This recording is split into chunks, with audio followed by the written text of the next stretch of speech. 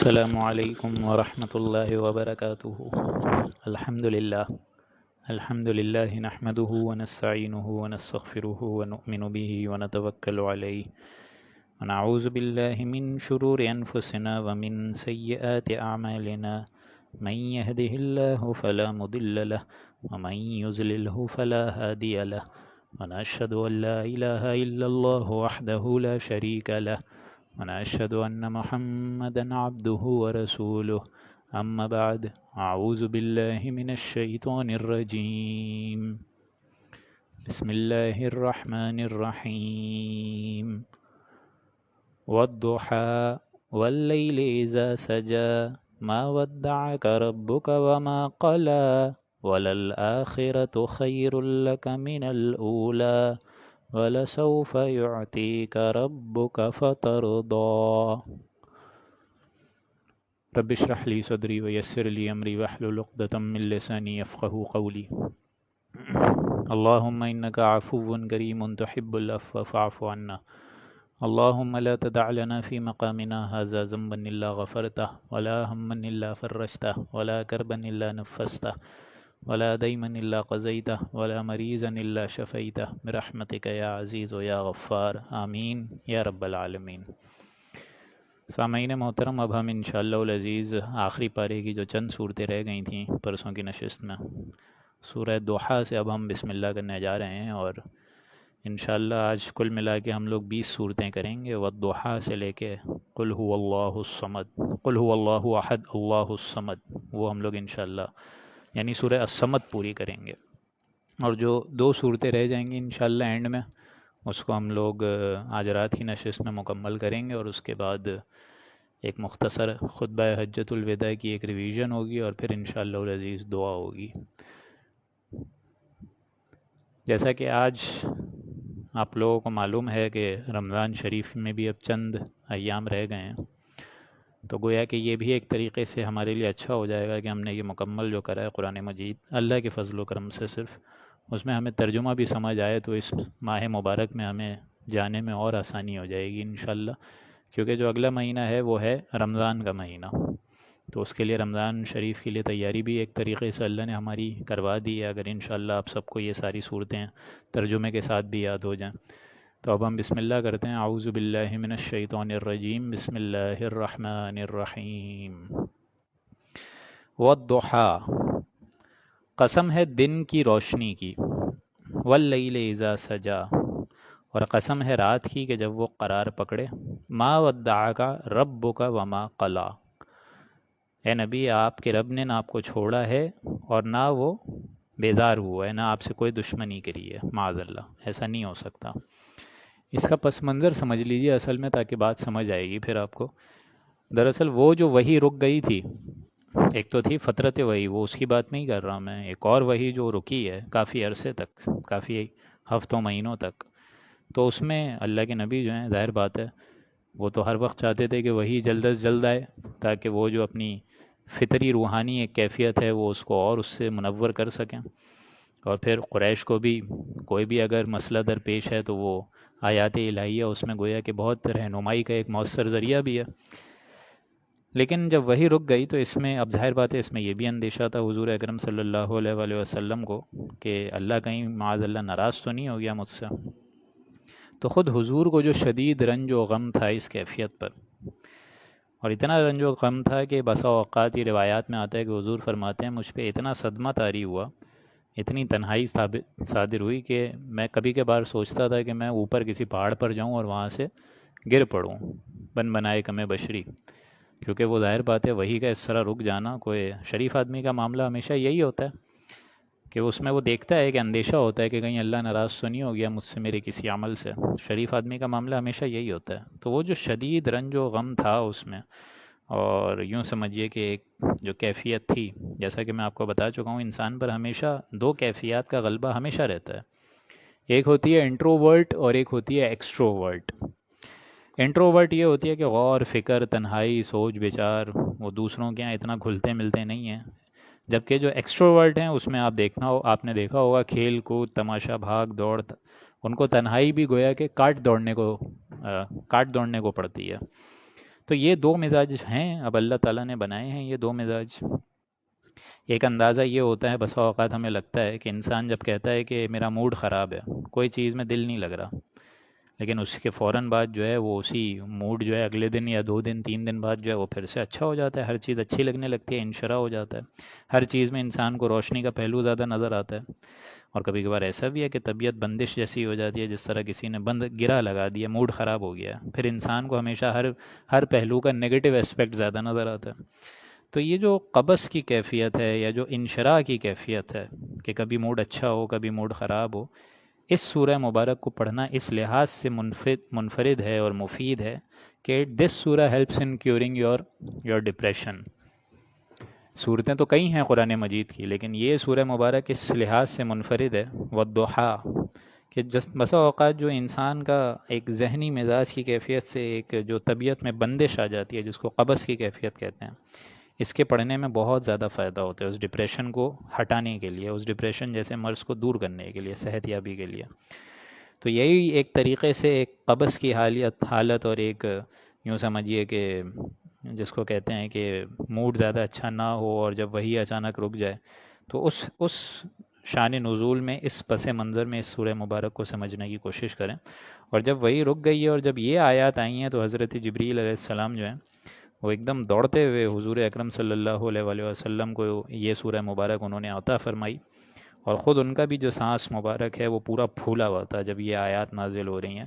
تو گویا کہ جلد از جلد اللہ تعالیٰ نے اس قبض کی حالت کو حضرت جبریل علیہ السلام کے ذریعے بطور وحی دور فرمائی ہے۔ اب میرے خیال سے آپ کو زیادہ سمجھ آئے گی۔ والضحیٰ، قسم ہے سورج کی اور اس کی روشنی کی، اور یعنی دن کی اور اس کی روشنی کی، واللیل اذا سجا، اور قسم ہے رات کی کہ جب وہ قرار پکڑے، آرام چین تمہیں بھی ملے اس میں۔ ما ودعک ربک وما قلی، اے نبی آپ کے پروردگار نے نہ آپ کو چھوڑا ہے اور نہ آپ سے ناراض ہوا ہے، ایسا ہرگز نہیں ہے۔ اب دیکھیں یہ دو قسمیں کیوں لے کر آئے اللہ تعالیٰ، دن کے دھوپ چڑھنے کی اور صبح ہے جو کہ پھر وہ ظاہر بات ہے صبح کا ماحول تو آپ کو معلوم ہے، ہر طرف برکت برکت حرکت، لیکن رات کو دیکھیں تاریکی چھا جاتی ہے، لوگ ایٹ لیسٹ خاموش ہو جاتے ہیں، تنہائی ہو جاتی ہے۔ لیکن در حقیقت یہ دو قسمیں اس لیے لائی گئیں کیونکہ جس طرح رات اور دن دونوں ضروری ہے اس نظام شمسی کو چلانے کے لیے، ظاہر بات ہے رات دن دونوں ضروری ہیں۔ اگر رات ہی رات ہو تب بھی معاملہ نہ چلے، اور اگر دن ہی دن ہو تب بھی جو ہے یہ کائنات جو ہے وہ پورے طریقے سے اپنے ان نیچر کے فینومناز کی پورے طریقے سے تکمیل تو نہیں کر پائے گی۔ تو اسی طرح نفس انسانی میں بھی قبض کا وقفہ ہونا ضروری ہے۔ آپ یہ نہ سمجھیے کہ اللہ ناراض ہو گیا ہے، یہ بھی ہماری ایک تربیت کا ایک انداز ہے، طریقہ ہے، لیکن اس قبض کے بعد جو وقت آئے گا وہ بہت زیادہ پہلے سے بھی بہتر ہوگا، جس کو اللہ غالب نے فرمایا ہے کہ رکتی ہے میری طبع تو رواں ہوتی ہے، اور طبیعت جب گھبرات کر صحیح ہوتی ہے، گھبراہٹ کے بعد ایک چین قرار سکون ملتا ہے، وہ اس پہلی قبض کی حالت سے بہت اونچا درجہ لے کر آتی ہے۔ تو اے نبی آپ یہ نہ سمجھے ما ودعک ربک وما قلی، نہ آپ کے رب نے آپ کو چھوڑا ہے اور نہ آپ سے وہ ناراض ہوا ہے، ایسا کچھ نہیں ہے۔ وَلَلْآخِرَةُ خَيْرٌ لَكَ مِنَ الْأُولَىٰ، اور آپ یہ نہ سمجھیں اللہ ناراض ہو گیا، اس قبض کے وقت کے بعد جو وقت آئے گا وہ اس سے کہیں زیادہ بہتر ہوگا، جو آخرت وقت آئے گا وہ بہت زیادہ بہتر ہوگا جو پہلے کا وقت ہے۔ وَلَلْآخِرَةُ خَيْرٌ لَكَ مِنَ الْأُولَىٰ، ایک تو مطلب یہ بھی ہے، اور دوسرا یہ بھی مطلب لیا گیا ہے کہ آخرت آپ کے لیے دنیا سے بہت بہترین ہے، اور وہ بہت درجہ کامیابی آپ کو انشاءاللہ ہمکنار ہوگی اس آخرت، جو آخرت کا مقام آپ کا ہے۔ وَلَسَوْفَ يُعْطِيكَ رَبُّكَ فَتَرْضَىٰ، ان قریب آپ کا رب اتنا کچھ دے گا آپ کو، اے نبی اتنا کچھ دے گا کہ آپ اس سے راضی ہو جائیں گے۔ اب دیکھیں یہی ہے وہ محنت کے نتائج جس سے حضور اکرم صلی اللہ علیہ وآلہ وسلم کو رضامندی ہو جائے گی۔ پچھلی صورت ختم ہوئی تھی اگر آپ کو یاد ہو وَلَسَوْفَ يَرْضَىٰ، حضرت ابو بکر کے بارے میں کہ صدیق پر وحی نہیں آ سکتی، اس لیے براہ راست مخاطب وہاں نہیں کرا، لیکن یہاں حضور اکرم صلی اللہ علیہ وآلہ وسلم پر وحی آتی ہے، اسی لیے فرمایا وَلَسَوْفَ يُعْطِيكَ رَبُّكَ فَتَرْضَىٰ، ہم آپ کو اتنا کچھ دیں گے اے نبی کہ آپ راضی ہو جائیں گے۔ آخرت میں جو ہم نے آپ کا مقام رکھا ہے بہت بہترین رکھا ہے، یعنی اسی قبض کی حالت میں اللہ جو ہے سمجھا رہے ہے کہ آپ بے فکر ہو جائیے۔ الم یجدک یتیما فآویٰ. اب یہ بھی بہت اہم مقام ہے کہ جب انسان پر اس قسم کی بے چینی طاری ہو جائے اور یوں سمجھیے کہ ڈپریشن طاری ہو جائے تو ہاؤ ٹو کیور دس. اسی قبض کی حالت میں اگر میں اور آپ اللہ تعالیٰ کے احسانوں کو یاد کریں، یہ بہترین انداز ہے تربیت کا کہ اسی قبض میں اللہ تعالیٰ احسان جتلا رہے کہ ڈپریشن میں اگر تم ہو تو انسان تم ایٹ لیسٹ اللہ کے احسانات یاد کرو. کن کن مراحل پر، کن کن تمہاری پریشانیوں اور تکالیف پر اللہ نے تمہیں سہارا دیا، حوصلہ دیا. اس سے گویا کہ یہ بھی ایک طریقہ کار ہے کہ جس سے آپ کا زمانے کو فیس کرنے کا حوصلہ اپنے اندر بڑھتا ہے، ایک ہم آہنگی پیدا ہوتی ہے. اس لیے فرمایا الم یجدک یتیما فآویٰ. اے نبی، کیا آپ کو اللہ نے یتیم نہیں پایا اور پھر ٹھکانہ دیا؟ آپ کی پیدائش یتیمی، باپ جو ہیں وہ آپ کے 8 سال کی باپ کے بغیر آپ کی پیدائش ہوئی، اور جو دادا ہیں وہ تو 8 سال میں اللہ تعالیٰ نے ان کو اٹھا لیا. پھر 6 سال کی کم سن بچے کی عمر میں حضور اکرم صلی اللہ علیہ وآلہ وسلم کو جدائی مل گئی والدہ محترمہ کی، بی بی آمنہ کی، ابوا کی پہاڑیوں میں. پھر جو نوجوانی کا دور گزرا وہ بھی سخت. پھر اس میں کیسے اللہ تعالیٰ نے وہ جو تایا ہیں زبیر، ان کے دل میں محبت ڈالی، پھر حضرت ابو طالب کے دل میں محبت ڈالی، یہ ساری چیزیں. تو یہ ساری چیزوں کا ایک غلبہ کس طریقے سے اللہ تعالیٰ نے کر دیا. الم یجدک یتیما فآویٰ. اے نبی، آپ جب یتیم تھے تو اللہ نے آپ کو کیا نہیں ٹھکانہ دیا؟ ووجدک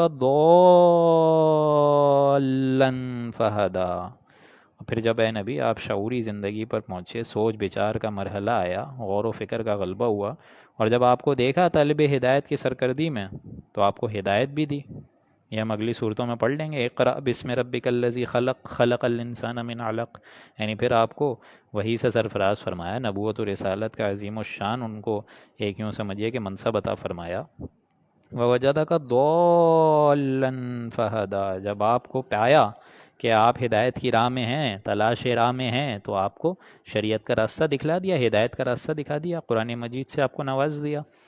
وَوَجَدَكَ عَائِلًا فَأَغْنَىٰ. اور اللہ نے آپ کو پایا نادار اور پھر مالدار بنا دیا. یعنی تنگ دست تھے آپ اور پھر غنی بنا دیا. یہی ہوا ہے مرحلہ کہ حضرت خدیجہ سے خود ان کا نکاح فرما دیا اللہ تعالیٰ نے. یعنی اللہ تعالیٰ نے حضرت خدیجہ اور حضور اکرم صلی اللہ علیہ وآلہ وسلم کا جو رشتہ ہوا ہے وہ بھی ایک معجزانہ طور پہ ہی ہوا ہے. بڑے سے بڑے قریش کے سردار چاہتے تھے ان سے نکاح کرنا، لیکن خود انہوں نے حضور کو پیغام پہنچایا ہے اور پھر وہ ان کے نکاح میں آئی ہیں. تو یہ بہت بہترین مرحلہ ہے کہ اے نبی آپ ان 3 چیزوں کو گنتے رہیے. الم یجدک یتیما فآویٰ، کہ جب بھی اس قسم کی قبض کی حالت ہو تو اللہ کے احسانات کو یاد کریں کہ جب اللہ تعالیٰ نے آپ کو پایا یتیم تو کیا آپ کو ٹھکانہ نہیں دیا، اور جب آپ کو دیکھا ہدایت کی راہ میں تلاش کرتے ہوئے اس ہدایت کے رستے کو تو اللہ تعالیٰ نے آپ کو ہدایت بھی دی. اور اسی طریقے سے جب آپ کو پایا تنگ دست تو آپ کو غنی کر دیا. اتنا مال دے دیا، اتنا مال دے دیا حضرت خدیجہ کے نکاح کے ذریعے سے کہ گویا کہ وہ کافی ہو گیا حضور اکرم صلی اللہ علیہ وآلہ وسلم کے لیے، وہ بھرپور کافی ہو گیا. تو اے نبی اب ان 3 چیزوں کے تقاضے کیا ہیں؟ اور اس میں لحاظ ہمارا بھی ایک طریقے سے کہ اگر ہمیں بھی اللہ نعمتیں دے، اللہ تعالیٰ ہر قدم قدم پر مراحل پر ہمیں سنبھالے، تو اب کیا کرنا چاہیے؟ فَأَمَّا الْيَتِيمَ فَلَا تَقْهَرْ. تو اب آپ بھی یتیم پر سختی نہ ہونے دیجیے. یعنی اب ایک ایسا نظام قائم ہو کہ کسی یتیم پر سختی نہ ہو، کوئی اس کا مال جو ہے وہ ناحق نہ کھائے، کوئی جو ہے اس کے حقوق جو ہے ہڑپ نہ کر جائے. وَأَمَّا السَّائِلَ فَلَا تَنْهَرْ. اور سائل کو بہت جھڑکیے نہیں. ایسا نہیں ہو کہ کوئی شخص سائل بن کر آئے اور جھڑک رہا ہے کوئی نہیں. اب آپ کی جو ریاست قائم ہوگی اس میں ظاہر بات ہے دین اسلام میں کسی سوالی کرنے والے کو اس کا بھرپور بدلہ دیا جائے گا اور کوئی سوالی پیچھے نہیں لوٹایا جائے گا. وَأَمَّا بِنِعْمَةِ رَبِّكَ فَحَدِّثْ. اور اے نبی جو آپ کے رب نے آپ کو انعامات دیے ہیں اس کا تذکرہ کرتے رہیے، اس کو عام کرتے رہیے، اس کو بیان کرتے رہیے، اس کو پھیلاتے رہیے. یعنی اللہ کے انعام کا چرچا ہو، ان کو پھیلایا جائے، ورنہ وہ ہدایت تو ایک طریقے سے بخل ہو جائے گی کہ اللہ نے آپ کو ہدایت کی امانت دی ہے. ہم سب کو بھی قرآن مجید عطا فرما دیا. ہدایت کا عظیم الشان ایک یوں سمجھیے دولت کا عظیم ترین مظہر اللہ تعالیٰ نے ہم لوگوں کو دے دیا، عظیم ترین مظہر اللہ تعالیٰ نے ہمیں عطا فرما دیا، ہماری جھولیوں میں لا کے ڈال دیا. تو اب اس قرآن مجید کو اگر ہم نہ سمجھیں اور اس کو نہ پھیلائیں تو یہ گویا کہ ایک طریقے کا بخل ہے کہ دولت ہدایت اللہ تعالیٰ نے جو انسان کو دی ہے وہ اپنے تک محدود نہ رکھیں، اس کا خیر، اس کی بھلائی، اس کی رشد وہ دوسروں تک پہنچائیں. صدق اللہ العظیم. اگلی سورہ مبارک ہے سورہ انشراح. اعوذ باللہ من الشیطان الرجیم، بسم اللہ الرحمن الرحیم، الم نشرح لک صدرک ووضعنا عنک وزرک الذی انقض ظہرک ورفعنا لک ذکرک فإن مع العسر یسرا ان مع العسر یسرا فإذا فرغت فانصب وإلی ربک فارغب۔ اب یہ دور مبارک سمجھیے پہلے، ورنہ آپ کو یہ سورہ مبارک تھوڑا اکثر و بیشتر علماء نے بھی، علماء تو نہیں کہیں گے بلکہ یوں سمجھیے کہ جو مترجمین ہیں، جو ٹرانسلیٹ کرتے ہیں، وہ تو لفظی پہلو پہ بالکل صحیح لکھتے ہیں، لیکن یوں سمجھیے کہ یہ وہ لوگ ہیں ایک طریقے سے جو کہ جنہوں نے کوشش کری ہے کہ اور زیادہ نمایاں ہو جائے، اور زیادہ نمایاں ہو جائے پس منظر۔ اصل میں مقام کیا ہے وہ سمجھیے کہ یہ ابتدائی دور کی صورت ہے۔ ابھی تو حضور اکرم صلی اللہ علیہ وآلہ وسلم پر جو پرزیکیوشن ہے وہ اس لیول کی ہے ہی نہیں۔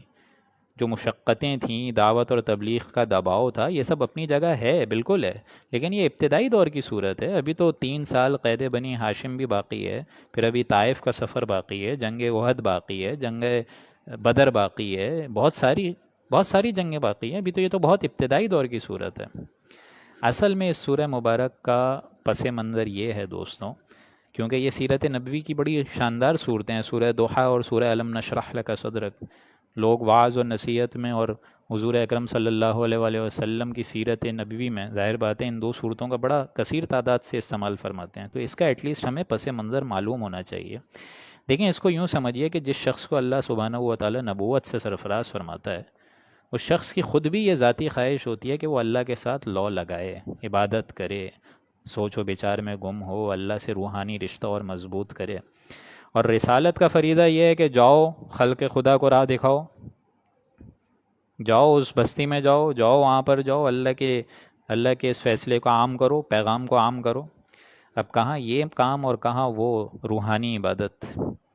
حالانکہ دونوں طریقے جو ہیں اللہ تعالیٰ کی معرفت حاصل کرنے کا بہترین ذریعہ ہے، لیکن ایک طرف یہ انداز ہے کہ بندہ رات کو اللہ کے یہاں کھڑا ہے، سرو سجود کی کیفیت ہے، پھر اس کی روح کا تعلق اللہ سے مضبوط ہے، اور کہاں یہ مرحلہ کہ لوگوں کو اللہ کی طرف بلانا ہے، اس میں ظاہر بات ہے لوگ آوازیں بھی کس رہے ہیں، پوائنٹس بھی کس رہے ہیں، کوئی ساحر بول رہا ہے، کوئی مجنون بول رہا ہے، کوئی جادوگر بول رہا ہے، معاذ اللہ۔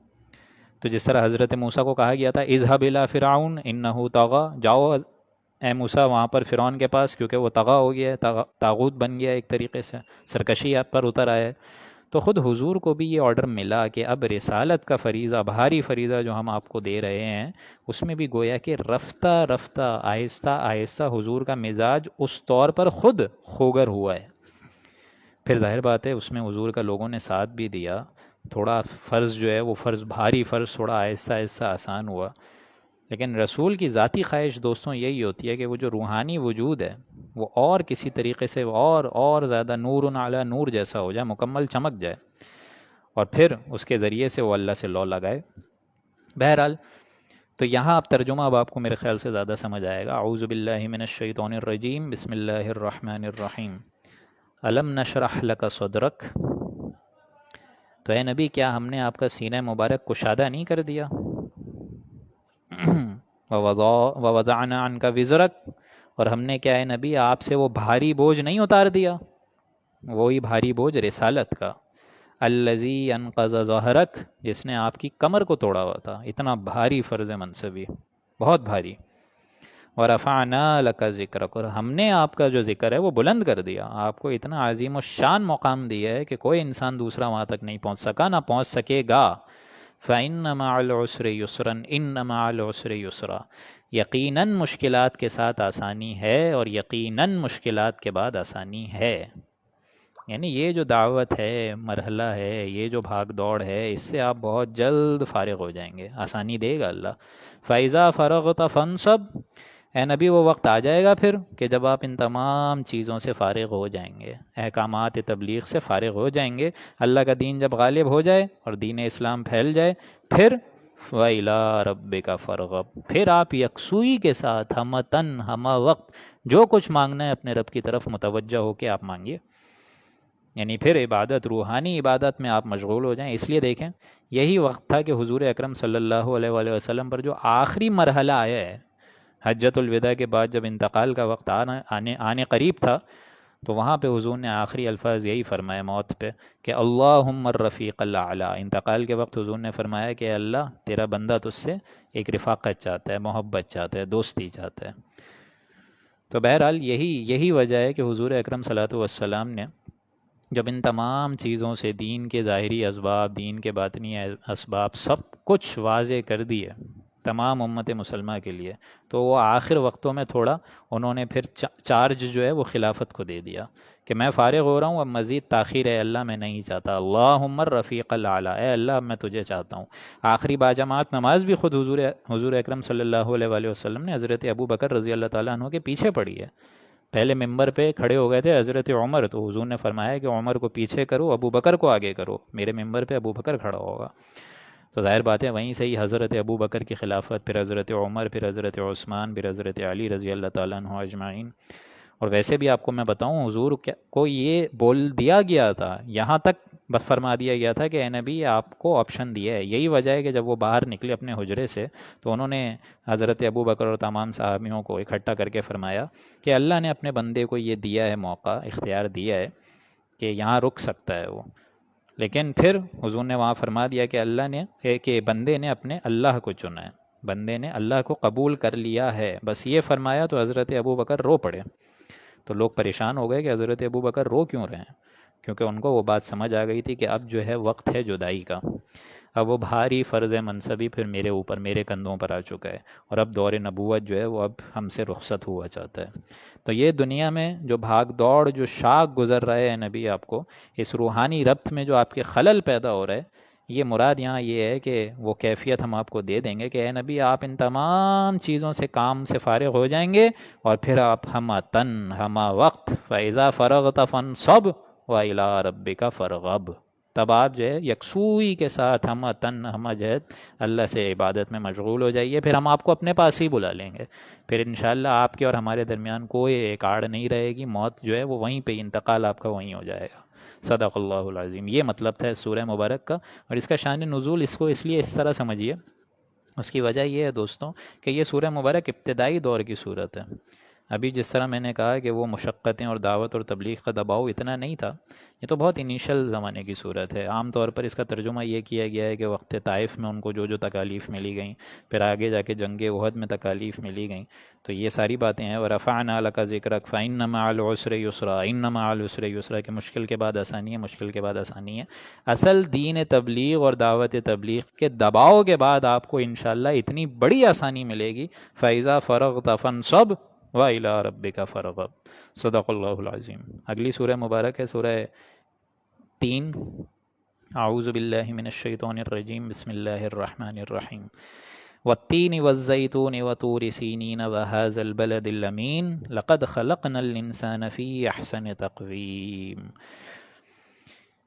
دیکھیں دوستوں، اس سورہ مبارک کو سمجھنے کے لیے یوں سمجھیے کہ ایک انسان جس کی اخلاقی حس بیدار ہو، مورل ویلیوز، سینس، فطرت، روحانی وجود انٹیکٹ ہو، تو جب وہ دیکھتا ہے معاشرے کو تو اس کو معاشرہ جو ہے اس کو ایسا لگتا ہے کہ اس کے اندر خرابی ہے. ظاہر بات ہے، جھوٹ ہے، زنا ہے، فریب ہے، یہ تو ہمارے معاشرے میں بھی ہے، دور کہیں جانے کی ضرورت ہی نہیں ہے. اب اس پر انسان جو ہے وہ غور کرتا ہے، سوچ بچار کرتا ہے، کہتا ہے کہ معاشرے میں یہ سب کیوں ہو رہا ہے. نتیجہ اکثر وہ وہاں پہنچ جاتا ہے کہ انسان ہے ہی بہت گندی مخلوق، اس میں خیر ہے ہی نہیں. انسان یہاں تک پہنچ جاتا ہے اس نتیجے پر کہ یہ جو سارا معاشرے میں زنا، فریب، جھوٹ، دغا بازی، اور جو اولاد کو ناحق قتل کیا جا رہا ہے، یہ ساری چیزیں انسان یہی سمجھتا ہے کہ اس معاشرے میں انسان کی کوئی ویلیو ہی نہیں ہے، گندی مخلوق ہے، خیر ہی نہیں ہے. آج بھی ماہر نفسیات جو سائیکیٹرسٹ ہیں ان سے آپ جا کے پوچھ لیجئے، ایک سائیکیٹرسٹ آپ مجھے دکھا دیجئے جو انسان کے اندر کوئی عیب نہ تلاش کرے. وہ بھی کہتے ہیں کہ انسان میں کوئی سرے سے خیر ہی نہیں ہے، یہ تو بس ایک پیٹ ہے اور یہ ایک شہوت ہے جس کو یہ انسان جو ہے پورا کر رہا ہے.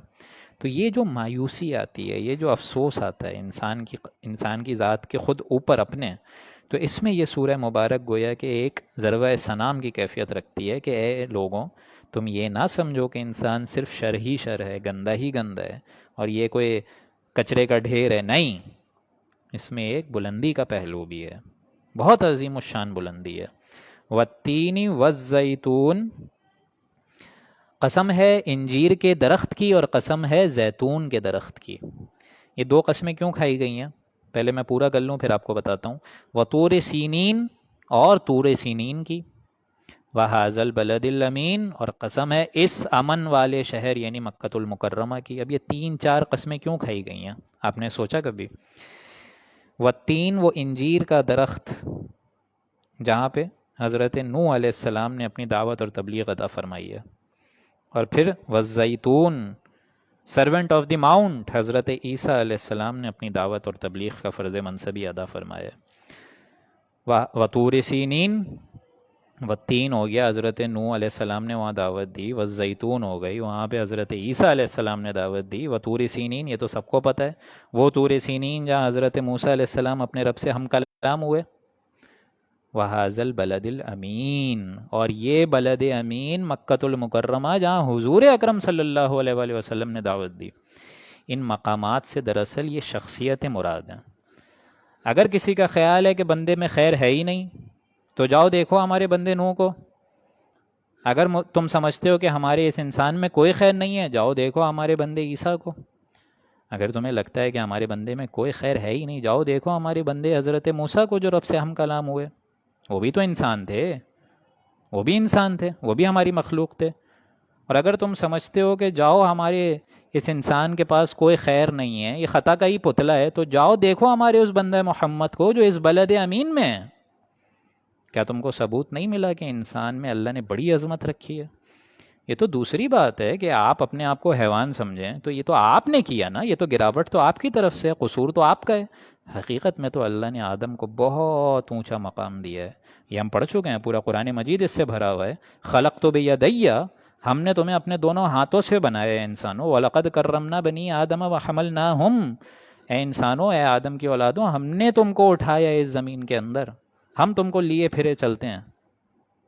تو انسانی خلقت کے اعتبار سے بھلے کمزور ہو لیکن فطرت کے اعتبار سے بہت بلند ہے. اس کا جو روحانی وجود ہے، وہ جو ڈیوائن اسپارک ہے، اور اس کا جو حیوانی وجود ہے وہ بہت نیچا، لیکن اونچائی وجود کون سا؟ روحانی وجود. حیوانی وجود بھلے نیچا، کوئی مسئلہ نہیں، لیکن جو روحانی وجود ہے وہ بہت اونچا. اصل میں یہ حیوانی وجود میں آ کر ہمارے اندر جو روح ہے وہ دفن ہو گئی ہے. مسئلہ سارا یہ ہے.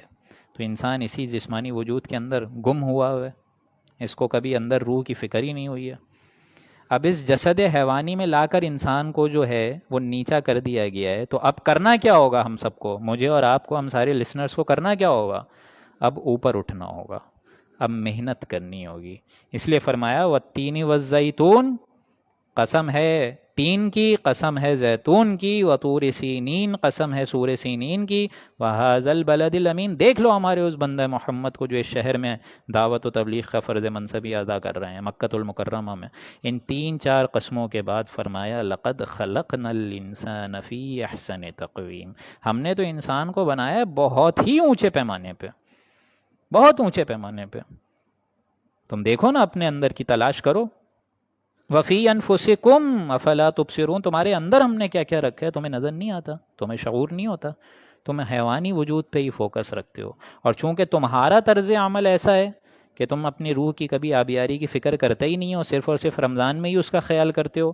ثم رددناہ اسفل سافلین، پھر ہم نے اس کو پستی کی حالت میں لوگوں سے پست ترین کر دیا. یہ بہت اہم مقام ہے قرآن مجید کا، آیت نمبر 5 سورہ 3 کی، کہ انسان جب گرنے پہ آتا ہے دوستوں تو اتنا گر جاتا ہے، اتنا گر جاتا ہے کہ واقعتاً حیوانوں سے بھی بدتر ہو جاتا ہے. اولئک کالانعام بل ہم اضل، اللہ تعالیٰ فرماتا ہے کہ یہ چلتے پھرتے حیوان ہیں بلکہ حیوانوں سے بھی بدتر ہیں، چوپایوں سے بھی بدتر ہیں. کیوں؟ کیونکہ اس نے کبھی روحانی وجود پر فوکس ہی نہیں کرا. آپ خود دیکھیں نا، انسان میں اگر شہوت کا تقاضا زیادہ ہو جائے تو وہ سور اور خنزیر تک کو مات دے دے گا. انسان کے اندر اتنی شہوت آ جاتی ہے. آپ ذرا اندازہ لگائیے، اگر وہ خود غرضی پر آ جائے تو وہ لومڑیوں کو مات دے دے گا، اتنی زیادہ. یہ حال ہے. ثم رددناہ اسفل، آہستہ آہستہ ہم اس کو پھر پست سے پست کر دیتے ہیں. لیکن یہ وہ انسان خود ہی کرتا ہے، ہم نہیں کرتے. گویا کہ لکھا ہوا تو ہے لیکن انسان اپنا یہ عمل کا خود ذمہ دار ہوتا ہے. اللہ سبحانہ و تعالیٰ نے وہ جو ڈیوائن اسپارک پھونکا تھا، کبھی تم نے اس پر غور ہی نہیں کرا. تو اب ہمیں کیا کرنا ہوگا؟ اگر مجھے اور آپ کو لگتا ہے کہ ہم اپنی روحانی وجود پر ایک دم فکر ہی نہیں ہے ہماری اور ہم اس سے بری و ذمہ ہیں، تو اب محنت کرنی ہوگی، اب اٹھنا ہوگا دوستوں۔ اب تو رمضان آ ہی رہے، تو اب آہستہ آہستہ ہمیں بھی محنت کرنی ہوگی۔ وہ محنت کیا ہے؟ إِلَّا الَّذِينَ آمَنُوا وَعَمِلُوا الصَّالِحَاتِ فَلَهُمْ أَجْرٌ غَيْرُ مَمْنُونٍ۔ اب یہ ایمان اور عمل صالح تم کو اوپر اٹھائے گا، جس مقام پر تم پیدا کیے گئے تھے۔ اس مقام پر پہنچنے کے لیے اللہ کو پہلے پہچانو، اور صرف پہچاننا ضروری نہیں ہے، پھر عمل صالح کرو۔ إِلَّا الَّذِينَ آمَنُوا، سوائے ان کے جو ایمان لائیں، وَعَمِلُوا الصَّالِحَاتِ، اور پھر عمل صالح کریں، فَلَهُمْ أَجْرٌ غَيْرُ مَمْنُونٍ، تو ان کے لیے تو وہ اجر ہے جو کبھی منقطع ہوگا ہی نہیں، کنٹینوس، متواتر، اللہ تعالیٰ ان کو اجر عظیم عطا فرمائے گا۔ اگلی آیت ہے، اب اس کے ساتھ اے انسانوں، اگر تم کو بھی نظر آ رہا ہے کہ کچھ لوگ اونچے ہیں، اعلیٰ ہیں، کچھ لوگ گھٹیا ہیں، کچھ لوگ پست ہیں، تو سوال یہ ہے کہ پھر کیا چیز تم کو آمادہ کرتی ہے جزا و سزا کے انکار پر؟ فما یکذبک بعد بالدین، پھر کون سی چیز تم کو آمادہ کرتی ہے قیامت اور روز جزا و سزا کے انکار پر؟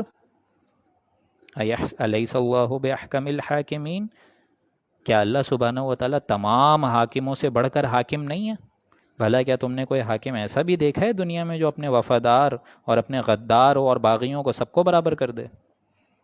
تو اگر انسان جو تم کو نظر آ رہا ہے کہ گھٹیا ہی گھٹیا ہے، ذلیل ہی ذلیل ہے، تو ہم نے بھی تو تم کو دکھا دیا نا اپنا موسیٰ۔ ایک بندہ تھا نا، وہ بھی حضرت عیسیٰ، وہ بھی تو بندے تھے نا، حضرت نوح علیہ السلام، یہ سارے بندے تھے نا، سارے انسان تھے۔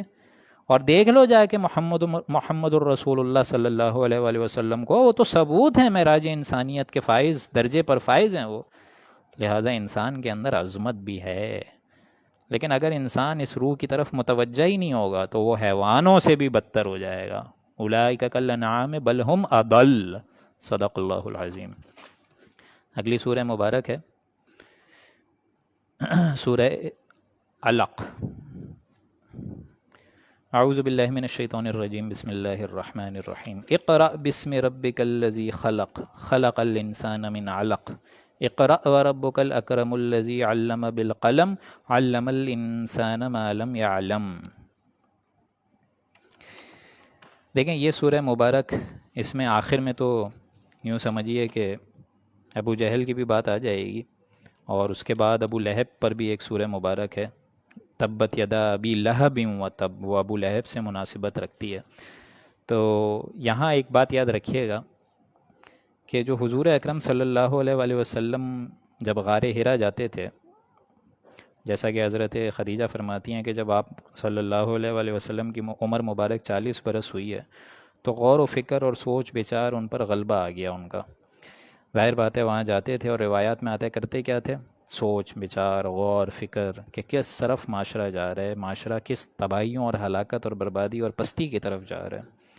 تو اسی سوچ و بچار میں حضور اکرم صلی اللہ علیہ وآلہ وسلم پر ایک وحی آئی، اور وہ فرشتہ وہی لے کر آیا حضرت جبریل علیہ السلام، جس کو بعد میں حضور اکرم صلی اللہ علیہ وسلم نے دوبارہ دیکھا ہے افق پر۔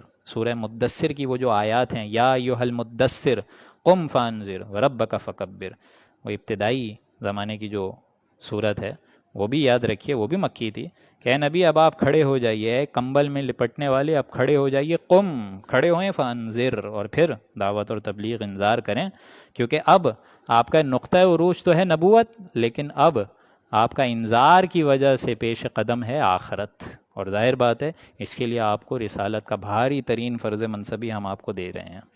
تو یہ جو پہلی وحی آئی ہے سورہ علق کی، یہ تو حضور پر آئی ہے، روایات میں آتا ہے بیداری اور خواب کے بین بین کوئی انسان کی کیفیت ہوتی ہے، آپ لوگ کی بھی ہوتی ہوگی، جب آپ نیند کی آغوش میں جا رہے ہوتے ہیں اور دنیا سے کٹ رہے ہوتے ہیں۔ آئی ایم شیور ہر ایک پہ آئی ہے یہ۔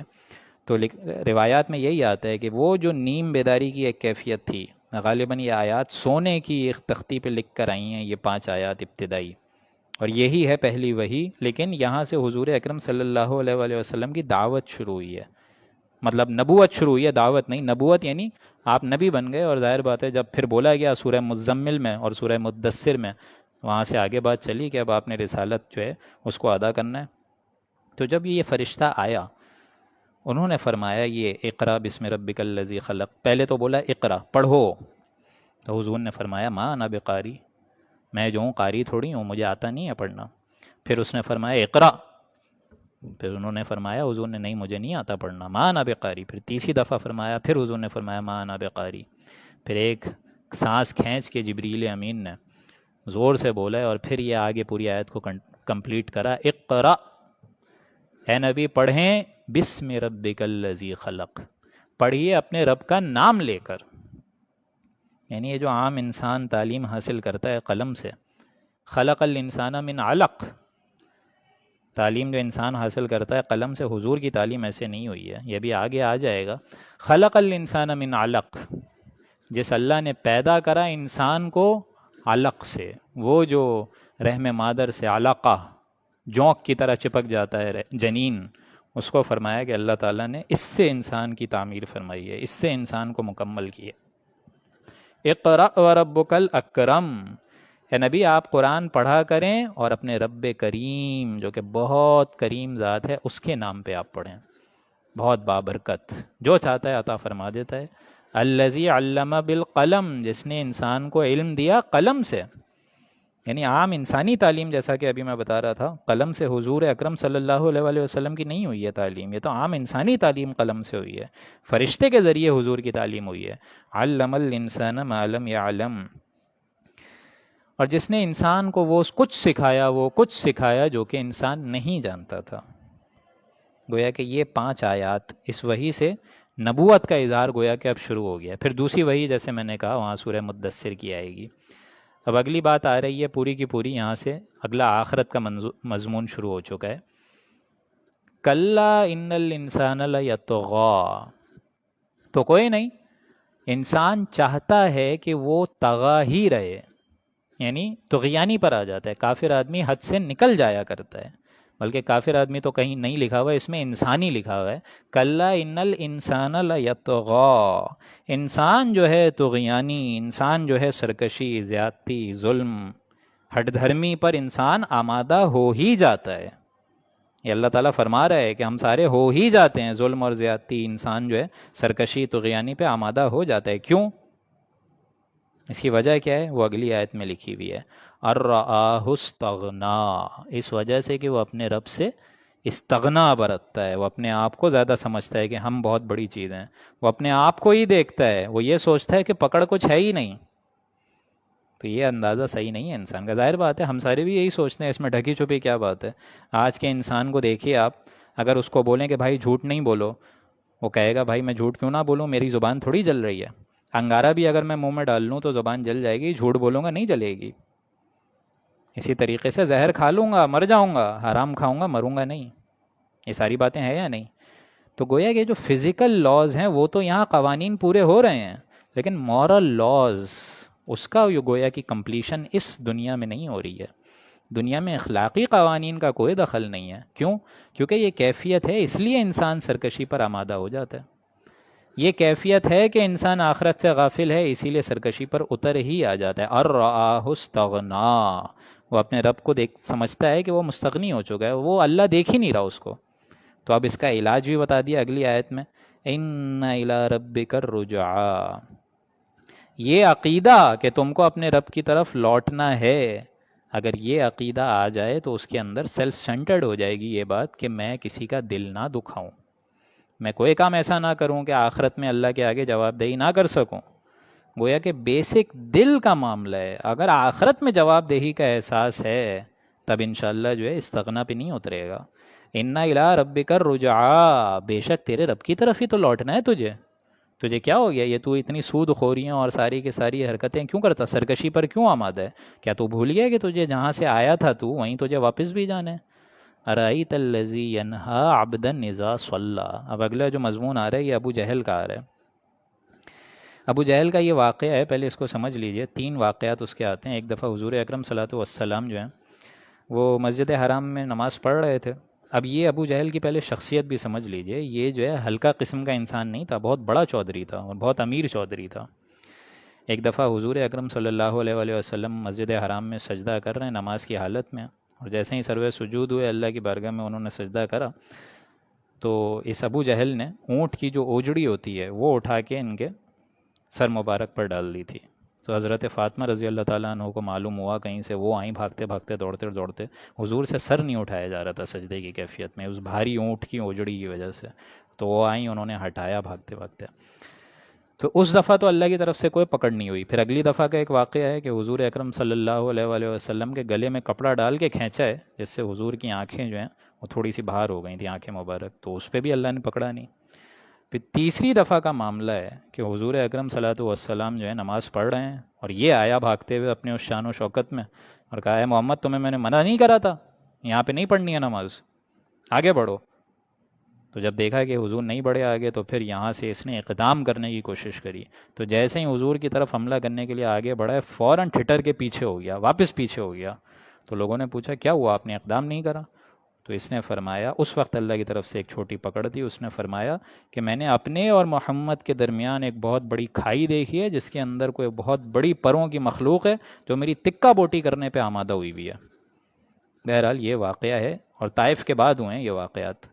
اس میں یہ آپ دیکھیں کیفیت بتائی جا رہی ہے، ارأیت الذی ینہا عبدا اذا صلی، اے مخاطب تو نے اس شخص کا حال نہیں دیکھا جو میرے بندے محمد مصطفیٰ کو ینہا منع کرتا ہے نماز سے، عبدا اذا صلی، جبکہ میرا ایک بندہ نماز پڑھ رہا ہے.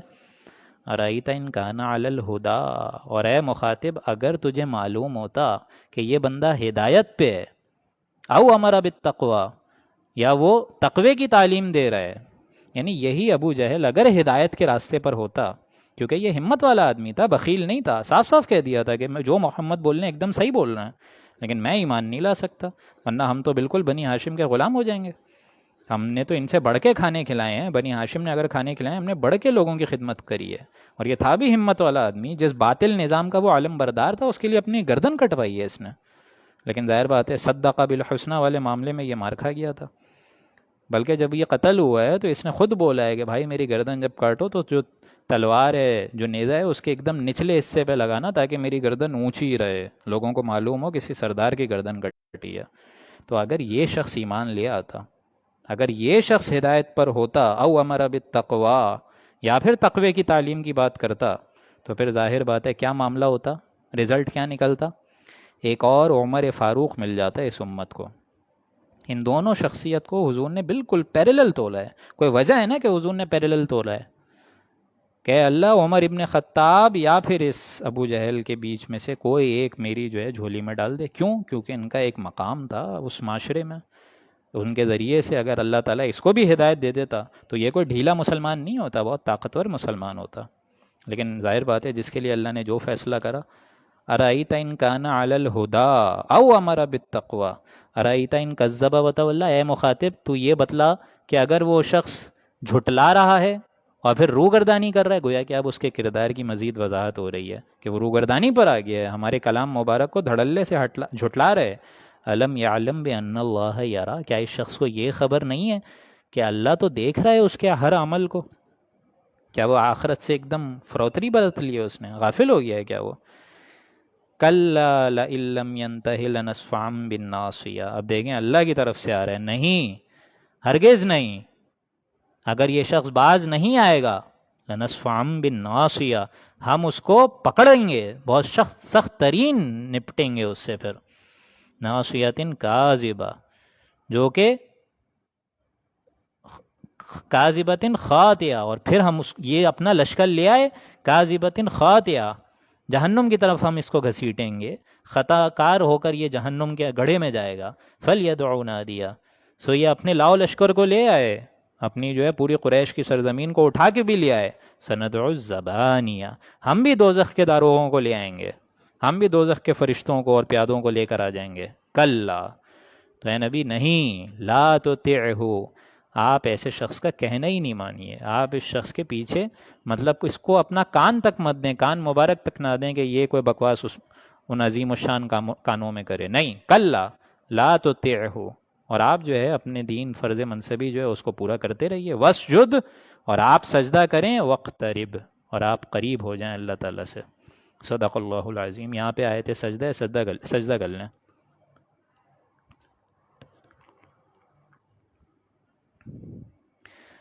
اگلی سورہ مبارک ہے سورہ قدر. اعوذ باللہ من الشیطان الرجیم، بسم اللہ الرحمن الرحیم. انا انزلناہ فی لیلۃ القدر وما ادراک ما لیلۃ القدر لیلۃ القدر خیر من الف شہر۔ آپ کو تو سب حضرات کو معلوم ہے کہ اب انشاءاللہ اگلا مہینہ رمضان شریف کا ہے اور وہ طاق راتیں آئیں گی، آخری 10 راتیں انشاءاللہ اللہ تعالیٰ ان سب میں ہم لوگ کو لے کر چلے، اور اللہ تعالیٰ ان میں ہماری کوتاہیوں کو بھی درگزر فرمائے اور وہ لیلۃ القدر ہم سب کو نصیب فرمائے۔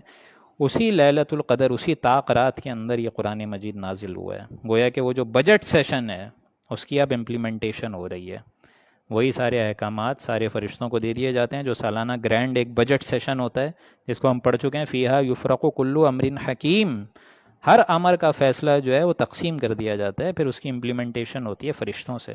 یدبر الامر من السماء الى الارض ثم يعرج الیہا فی یوم کان مقدارہ الف سنۃ مما تعدون، یہ ہم آیت پڑھ چکے ہیں سورہ سجدہ میں۔ تو جبریل امین بھی آتے ہیں اس رات میں اور سارے فرشتے بھی آتے ہیں، بہت بڑی رات ہے، کہتے یہ ہیں کہ ایک رات کا ثواب ہزاروں سال سے بہتر ہو جاتا ہے۔ لیکن اس میں یہ نہ سمجھیے یہ جو روایات میں آ جاتا ہے اور لوگوں نے اپنی طرف سے اس میں ایڈیشن کر کے بدعات کو جنم دے دیا ہے کہ ایک یہ نفل میں یہ سورہ پڑھ لو اور اگلی سورہ یہ سورہ پڑھ لو تو اتنے کروڑوں گناہ معاف ہو جائیں گے، یہ بدعات ہیں دوستوں، ایسا کوئی عمل ثابت نہیں ہے، نہ حضور سے نہ صحابی سے۔ اس میں عبادت ہے، قرآن مجید کی تلاوت ہے، اور اصل چیز ہے توبہ، پلٹنا، واپس اللہ تعالیٰ سے جو روگردانی ہم سب نے کری ہوئی ہے۔ اسی وجہ سے یہ فورم پہ ہم نے کوشش کری ہے کہ جو دعا ہے وہ بھی انشاءاللہ آج رات ہو جائے کہ درس قرآن کے بعد انشاءاللہ اس عزم سے ہم رمضان شریف میں داخل ہوں کہ اللہ تعالیٰ ہمارے گناہوں کو معاف کر دے، اور یہ جو مہینہ آنے والا ہے 2 یا 3 دنوں میں، پروردگار عالم اسی میں ہی ہماری مغفرت فرما دے، پتہ نہیں اگلا مہینہ کسی کو نصیب ہو یا نہ ہو، اگلا سال کسی کو نصیب ہو یا نہ ہو۔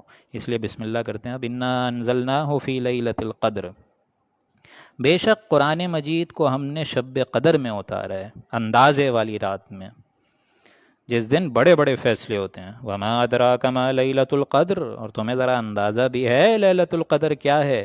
لیلۃ القدر خیر من الف شہر، وہ مہینہ ہے 1000 مہینوں سے بہتر، وہ رات ہے 1000 مہینوں سے بہتر۔ تنزل الملائکۃ والروح، نازل ہوتے ہیں اس میں فرشتے بھی اور روح بھی، یعنی جبریل امین فرشتوں کے سردار، مطاعن، وہ تو امین ہے، وہ بہت بڑے، سارے کے سارے جو ہیں فرشتے ان کا حکم مانتے ہیں اور وہ خود اللہ کا حکم مانتے ہیں، تو اس میں وہ بھی نازل ہوتے ہیں۔ فیہا باذن ربہم من کل امر، اور وہ نازل ہوتے ہیں اللہ کے حکم سے، خود اس طرح نہیں آ سکتے، اللہ حکم دیتا ہے تو وہ آتے ہیں۔ من کل امر، ہر امر خیر کو زمین کی طرف اتراتے ہیں، یعنی یہ وہ بجٹ سیشن ہے کہ اب معلوم ہوتا ہے کہ کس کو کتنا رزق دیا جائے گا، کب کس کی موت ہوگی، یہ ساری چیزیں اس ایک دن کے سیشن میں پتہ کر دی جاتی ہیں، زمین پہ امپلیمنٹ کر دی جاتی ہیں۔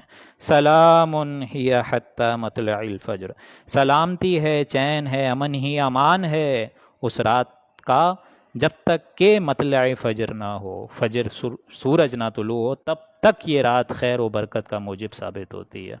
اللہ تعالیٰ اس میں ہمیں ایک تو داخل بھی فرمائے، اور دوسرا اس رات کو ہم سے اگر ملا دے تو ہمیں اس میں وہ عبادت کرنے کی توفیق عطا فرمائے جس کو حضور نے فرمایا کہ اللہ سبحانہ و تعالیٰ سے عافیت مانگو، فاعف عنا، کہ اے رب العالمین تو ہمارے گناہوں کو معاف فرما، تو معافی کو پسند کرنے والا ہے۔ اللہم انکا عفو کریم تحب العفو فاعف عنا، پروردگار عالم ہم سب کے گناہوں کو معاف فرما۔ اگلی سورہ مبارک جو ہے یہ بھی سورہ بینہ ہے، اور یہ تھوڑی سی طویل صورت ہے، 30ویں پارے کی، مطلب مقابلہ اگر کریں اس کی دوسری صورتوں کا تو یہ سورہ مبارک، اس مبارک صورت میں بھی یوں سمجھیے کہ یہ کہتے ہیں مدنی صورت ہے، کچھ اختلاف ہے اس میں، لیکن اس میں 8 آیات ہیں۔ بہرحال اب بسم اللہ کرتے ہیں۔ اعوذ باللہ من الشیطان الرجیم، بسم اللہ الرحمن الرحیم۔ لم یکن الذین کفروا من اہل الکتاب والمشرکین منفکین حتی تأتیہم البینہ، جو لوگ کافر ہیں اور جو لوگ اہل کتاب میں سے ہیں، چاہے وہ مشرکین ہوں چاہے وہ منفکین ہوں، وہ لوگ باز نہیں آنے والے حتی تأتیہم البینہ، یہاں تک کہ ان کے پاس بینہ نہ آ جائے، واضح دلیل نہ آ جائے۔ ظاہر بات ہے وہ لوگ گمراہی میں مبتلا ہیں، جب تک کوئی بینہ یعنی آنکھیں کھول دینے والی کتاب اور رسول نہ آ جائیں وہ علیحدہ کیسے ہو جائیں گے؟ ان کو تو چاہیے اللہ کی طرف سے ہدایت. اور وہ بینہ کیا ہے؟ رسول من اللہ یتلو صحفا مطہرہ، وہ رسول ہیں جو کہ پاک صاف آیات واضح دلیل تلاوت کر رہے ہیں پاک صحیفے مطہرہ جو کہ بڑے پاک صاف ہیں، اس کو پڑھ کر سنا رہے ہیں. یعنی کتاب، احکام شریعت، یہ دونوں ایک طریقے سے ملا دی جائے، رسول اکرم صلی اللہ علیہ وآلہ وسلم سے ملا دی جائے تو یہ ہے بینہ. کتاب اور رسول مل کے بینہ بن گئے. ذکرا قد انزلنا الیکم ذکرا، ہم نے تمہاری طرف ذکر نازل فرمایا ہے. اور وہاں پہ بھی اس کی تفسیر اور تشریح آ گئی تھی اس سے پہلے کہ وہ یہ رسول ہیں، گویا رسول اور کتاب مل کر بینہ بن گئے. فیہا کتب قیمہ، اور اس بینہ میں درست مضامین لکھے ہوئے ہیں، احکام شریعت لکھے ہوئے ہیں. کتاب کا مراد ہوتی ہے کتاب سے احکامات. کتب علیکم الصیام، کتب علیکم القصاص، یہ ساری چیزیں ہم نے پڑھی ہیں نا سورہ بقرہ میں، کہ تم پر فرض کیا گیا ہے، احکام شریعت پر واجب کیا گیا ہے روزہ رکھنا، اور اسی طریقے سے حج کرنا اور قتال فی سبیل اللہ. یہ ساری باتیں ہیں کہ نہیں ہیں؟ وما تفرق الذين اوتوا الكتاب الا من بعد ما جاءتهم البینہ، اور جو لوگ اہل کتاب میں تھے وہ تو اس واضح دلیل کے آنے کے بعد بھی شک میں رہے اور اختلاف پر اڑے رہے، مختلف ہو گئے، وہ یہ بٹ گئے. کوئی یہودی بن گیا، کوئی عیسائی بن گیا، کوئی نصارہ بن گیا، ان میں بھی نامعلوم کتنے فرقے ہیں، مگر یہ کہ ان کے پاس بینہ آ چکی تھی، اس کے بعد انہوں نے یہ کیا ہے. وما امروا الا ليعبدوا اللہ مخلصین لہ الدین. اب یہ دیکھیں وہی آیت آ گئی ہے اہم ترین جو کہ ہم نے سورہ زمر میں پڑھی تھی، اگر یاد ہو، مخلص لہ دینی، وہی مضامین ہے یہاں پر بھی کہ اللہ کے لیے اپنی اطاعت کو خالص کرو. وما امروا الا ليعبدوا اللہ مخلصین لہ الدین، کیونکہ پیش نظر ہے یہاں پہ اہل کتاب کا اور سارے کے سارے ان کفار کے واقعات، تو اس لیے فرمایا کہ حالانکہ ان لوگوں کو اللہ تعالیٰ کی طرف سے اللہ کی عبادت کرنی چاہیے تھی، اس کے لیے اپنی اطاعت کو خالص رکھ کر مخلصین لہ الدین. بینہ بھی آ گئی، اللہ سبحانہ و تعالیٰ نے شریعت بھی نافذ فرما دی ایک طریقے سے، لیکن یہ لوگ اللہ کے لیے اپنی اطاعت کو خالص نہیں کر سکے.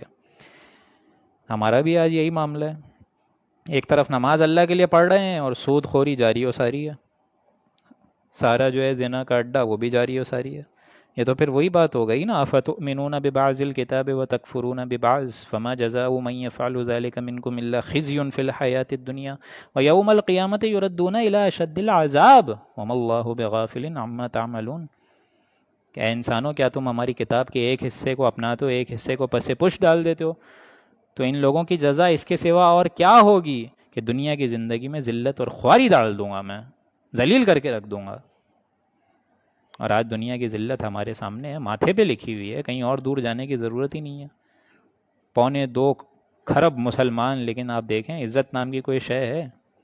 ہم خود تراشتے ہیں منازل کے سنگ میل، ہم وہ نہ تھے جس کو زمانہ بنا گیا. وما یردون الی اشد العذاب، غصہ اللہ کا ختم نہیں ہوا، اس کے بعد فرمایا ہے کہ میں قیامت کے دن شدید ترین عذاب میں ڈال دوں گا. وما اللہ بغافل عما تعملون، اور جو کام تم کر رہے ہو، جو تم عمل کر رہے ہو، اس سے اللہ غافل نہ سمجھو اللہ کو. تو ان کا بھی یہی معاملہ ہونا چاہیے تھا. وما امروا الا ليعبدوا اللہ مخلصین لہ الدین، حالانکہ ان لوگوں کو یہی احکام ہوا تھے، یہی حکم دیا گیا تھا کہ نہیں عبادت کریں مگر وہ صرف اللہ سبحانہ و تعالیٰ کی، اس حال میں کہ مخلصین لہ الدین، اس کے لیے اپنی اطاعت کو خالص کر کے، حنفاء، یکسو ہو کر، ویقیموا الصلاۃ. اب دیکھیں اس کے بعد ہے اور پھر نماز قائم کریں، ویؤتوا الزکاۃ، اور پھر زکوٰۃ دیں. گویا کہ پوری زندگی اللہ کی اطاعت کے مطابق ہے تو بندگی ہے. زندگی آمد برائے بندگی، زندگی بے بندگی شرمندگی. بندگی اور شے یہ دونوں الگ الگ، عبادت جو ہے گویا کہ اس سے اس کو الگ کر دیا. اس بندگی کے تقاضوں کو پورا کرنے کے لیے ہے نماز، اس لیے اگلی آیت میں اس کو کنٹینیو کرا وَيُقِيمُ الصَّلَاةَ وَيُؤْتُ الزَّكَاةَ. آیت کے اگلے جملے میں اس کو کنٹینیو کرا ہے کہ پھر نماز وہ قائم کریں اور پھر زکوٰۃ دیں. کیوں؟ کیونکہ ظاہر بات ہے اس بندگی کے تقاضوں کو پورا کرنے کے لیے تو نمازی ہے نا ایک شے. آپ اللہ کو تو یاد کریں گے، اپنے عہد کو تازہ کریں گے، ایاک نعبد و ایاک نستعین دن میں 5 دفعہ بولیں گے، یہ تو نہیں کریں گے نا آپ. حفیظ نے بڑا ایک خوبصورت شعر فرمایا ہے کہ سرکشی نے کر دیے دھندلے نقوش بندگی، سرکشی نے کر دیے دھندلے نقوش بندگی، آؤ سجدے میں گریں لوح جبیں تازہ کریں. یہ جو ہمارے ماتھے پہ ایک عہد لکھا ہوا ہے، سجدے میں گرو اور اس عہد کو تازہ کرو، آؤ سجدے میں گریں لوح جبیں تازہ کریں. وہی ایاک نعبد و ایاک نستعین جو تم دن میں 5 دفعہ بولتے ہو، اب اس کی حقیقت میں امپلیمنٹیشن کرو. وَيُؤْتُ الزَّكَاةَ وَذَلِكَ دِينُ الْقَيِّمَةِ، اور یہی طریقہ ہے اصل دین کا. دین دیکھیں لفظ دین ہے، یعنی نظام زندگی کا اصل طریقہ یہی ہے کہ پوری اطاعت جو ہے اللہ کے تابع ہو جائے. اصل شے یہ ہے. اگر یہ نہیں ہے، اگر یہ نہیں ہے تو بھائی سب کھیل تماشے ہیں. پھر آپ جائیے عمرے بھی کر کے آئیے، حج بھی کر کے آئیے، وہ ساری چیزیں اپنی جگہ کرتے رہیے، لیکن یوں سمجھیے کہ پھر وہ تقاضا نہیں ہو پائے گا. ان الذین کفروا، اس لیے دیکھیں اگلی آیت میں دیکھیں ان جھٹلانے والوں کا ایک تقابل میں آپ لوگ کو محسوس ہوگا. یقیناً وہ لوگ جنہوں نے کفر کیا، من اہل الکتاب، اہل کتاب میں سے، والمشرکین، اور مشرکین نے بھی، فی نار جہنم خالدین فیہا، اس میں پھر ہم ان کو مزہ چکھائیں گے آگ کا جس میں وہ رہیں گے ہمیشہ ہمیشہ، اس آتش دوزخہ میں. اولئک ہم شر البریہ، اور یہ لوگ ہیں بدترین خلائق. انسانوں میں سب سے گھٹیا لوگ یہ ہیں جن کو اتنا ہولناک انجام ہم دے دیں گے. ان الذین آمنوا، لیکن اس کے برعکس یقیناً وہ لوگ جو ایمان لائے، وعملوا الصالحات، اور جنہوں نے نیک صالح اعمال بھی کیے، اولئک ہم خیر البریہ، یہ وہ لوگ ہوں گے جو کہ بہترین خلائق ہیں. انہوں نے اپنے رب کے ہاں جو ہے وہ مقام پایا، اور وہ مقام کیا ہے؟ جزاؤہم عند ربہم، اللہ تعالیٰ ان کو جزا دے گا، صلہ دے گا. اللہ تعالیٰ ان کی ان محنتوں کو قبول فرمائے گا اور ان کو عطا فرمائے گا عند ربہم جنات عدن تجری من تحتها الانہار خالدین فیہا ابدا، اور اس باغات میں لے کر جائے گا جن کے نیچے ندیاں بہہ رہی ہیں، اور وہ اس میں رہیں گے ہمیشہ ہمیشہ. رضی اللہ عنہم ورضوا عنہ، اللہ ان سے راضی اور وہ اللہ سے راضی ہو جائیں گے. یعنی ظاہر بات ہے اللہ ان کو اتنا کچھ دے گا، اتنا کچھ دے گا کہ وہ اللہ سبحانہ و تعالیٰ سے راضی ہو جائیں گے. ذالک لمن خشی ربہ، لیکن یہ ملے گا اسی شخص کو جو اپنے رب سے ڈرے، اللہ سبحانہ و تعالیٰ سے غیب کی کیفیت میں ڈرے. صدق اللہ العظیم. اگلی سورہ مبارک ہے سورہ زلزال. اعوذ باللہ من الشیطان الرجیم، بسم اللہ الرحمن الرحیم. اذا زلزلت الارض زلزالها واخرجت الارض اثقالها وقال الانسان ما لها یومئذ تحدث اخبارها بان ربک اوحى لها. جب زمین اپنی سخت جنبش سے ہلا دی جائے گی، یعنی تم اس وقت اندازہ نہیں لگا سکتے کس طرح اللہ ہلائے گا. اس کا نقشہ سورہ حج میں ہم نے پڑھا تھا. پہلی آیت کیا پڑھی تھی وہاں؟ یا ایھا الناس اتقوا ربکم ان زلزلۃ الساعۃ شیء عظیم یوم ترونها تذہل کل مرضعۃ عما ارضعت وتضع کل ذات حمل حملها وترى الناس سکارى وما هم بسکارى ولکن عذاب اللہ شدید. اے انسانوں اپنے رب کا تقوی اختیار کرو اور ڈرو اللہ سے، کیونکہ قیامت کا دن کا زلزلہ بہت بھاری شے ہوگا. اور اے انسان جب تو اس دن اس کو دیکھے گا تو ایسا لگے گا کہ تمام دودھ پلانے والی مائیں اپنے دودھ کو بھول جائیں گی، اپنے بچے کو بھول جائیں گی. ماں کا جو ممتا کا ایک دریائے دل ہے وہ کتنا عظیم ہے، لیکن وہ دن اتنا ہولناک ہوگا کہ مائیں اپنے بچوں کو بھول جائیں گی. وَتَرَى النَّاسَ سُكَارَىٰ، لوگ تجھے مدہوش نظر آ رہے ہوں گے، آڑے ترچھے نظر آ رہے ہوں گے. وما ہم بسکارا، اور وہ لوگ ہوش میں ہوں گے، مدہوش نہیں ہوں گے. اصل بات یہ ہے ولیکن عذاب اللہ شدید، عذاب اللہ کا بڑا شدید ہوگا. یہ مسئلہ ہوگا اس دن. اس لیے یہاں فرمایا اذا زلزلت الارض زلزالها، اور یہ سورہ مبارک بھی حضور نے فرمائی ہے کہ 1000 آیات کے ہم وزن ہے اس کی فضیلت، 1000 آیات کے ہم وزن ہے فضیلت کے اعتبار سے. تو زمین جب اپنی پوری طاقت، پوری جنبش سے ہلا دی جائے گی، وَأَخْرَجَتِ الْأَرْضُ أَثْقَالَهَا، اور زمین اپنے تمام بوجھ نکال کر پھینک دے گی. کتنے ہی انسان اس میں دفن ہوں گے، کتنے ہی لوگ سمندر کے اندر غرق ہو گئے ہیں، اور ظاہر بات ہے وہ اس کی بھی زمین کے تہہ تک پہنچ گئے ہیں. یہ سارے بوجھ نکال کر زمین فارغ ہو جائے گی. وَقَالَ الْإِنسَانُ مَا لَهَا، اور لوگ کہیں گے کہ اسے کیا ہو گیا ہے، کیا ہو گیا ہے اس کو. یہ زمین جس پہ ہم چلتے تھے، کاروبار کرتے تھے، اپنی بڑی بڑی فیکٹریز اور ملز لگائیں، اس زمین کو کیا ہو گیا آج؟ یومئذ تحدث اخبارها، نہیں، اس روز زمین اپنی تمام خبریں بیان فرمائے گی کہ یہی انسان میری پیٹھ پر کس طریقے سے چلا پھرا کرتا تھا، کیا کیا گناہ کرتا تھا اے اللہ۔ جس طرح ہم پڑھ چکے ہیں، ہمارے اجزاء ہمارے خلاف گواہی دیں گے، لما شہدتم علینا، اور لوگ کہیں گے تم نے ہمارے خلاف کیوں گواہی دی؟ تو وہ کہیں گے ہمیں اس ذات نے گویائی عطا فرما دی ہے جس نے تمہیں بھی دی تھی۔ تو اس طرح زمین اپنے احوال سنائے گی، بِأَنَّ رَبَّكَ أَوْحَىٰ لَهَا، کیونکہ اس کے رب نے اس کو الہام کیا ہوگا، وحی کی ہوگی، اس کو آرڈر دیا ہوگا، اور وہ اسی کے لیے اس آرڈر کو پورا کرے گی۔ يَوْمَئِذٍ يَصْدُرُ النَّاسُ أَشْتَاتًا، اور اس روز لوگ علیحدہ ہو جائیں گے، مختلف جماعت بندی ہو جائے گی ان کی۔ یہ دیکھیں، یہ وہی الفاظ آ گیا، اشتاتا، ان سعیکم لشتا، سورہ لیل جس کا اختتام سورہ لیل کے درمیانی آیات میں وہ آیا تھا، اگر آپ کو یاد ہو، کہ انسانوں تم بھاگ رہے ہو، دوڑ رہے ہو، تو سب کر رہے ہیں، ہر انسان محنت مشقت میں لگا ہوا ہے۔ محنت انسان کا، مشقت انسان کا اصل ایک یوں سمجھیے کھوٹی میں اس کو اللہ نے فٹ کر دیا ہے۔ ہر انسان نے بھاگنا ہے، اولاد کی تربیت ہے، پرورش ہے، اولاد کا پروان چڑھانا۔ پھر ظاہر بات ہے کسی آئیڈیالوجی کے تحت انسان زندگی گزار رہا ہے، اب اس کو آئیڈیالوجی کو پروموٹ کرنا، پھر اس کے لیے تن من دھن لگانا، تو محنت مشقت انسان کا مقدر ہے۔ پھر کتنے صدمے جھیلتا ہے انسان، کتنے دکھ برداشت کرتا ہے، کتنے عزیز و اقارب کی جدائی برداشت کرتا ہے، یہ ساری چیزیں ہیں نا۔ تو وہاں فرمایا تھا ان سعیکم لشتا فاما من اعطا واتقا وصدق بالحسنى فسنيسره لليسرى۔ تو یہی لفظ یہاں پر بھی ہے، یومئذ یصدر الناس اشتاتا، کہ تم لوگ سارے اس دن پھٹ جاؤ گے، الگ ہو جاؤ گے، تم لوگوں کی صف بندی ہو جائے گی، علیحدہ کر دیا جائے گا تم کو۔ اور علیحدگی کا کیا مقام ہوگا؟ فمن يعمل مثقال ذرة خيرا يره، جس شخص نے عمل ہم وزن کیا خیر کا، وہ اس کو دیکھ لے گا۔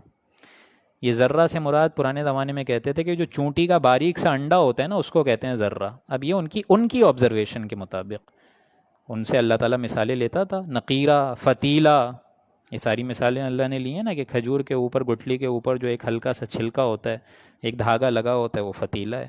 تو اتنا عمل بھی تم نے کرا ہوگا تو وہ تم دیکھ لو گے۔ فمن یعمل مثقال ذرۃ خیرا یرہ، جس شخص نے ہم وزن کری ہوگی ایک نیکی، وہ بھی اس کو دیکھ لے گا۔ ہم وزن کس سے؟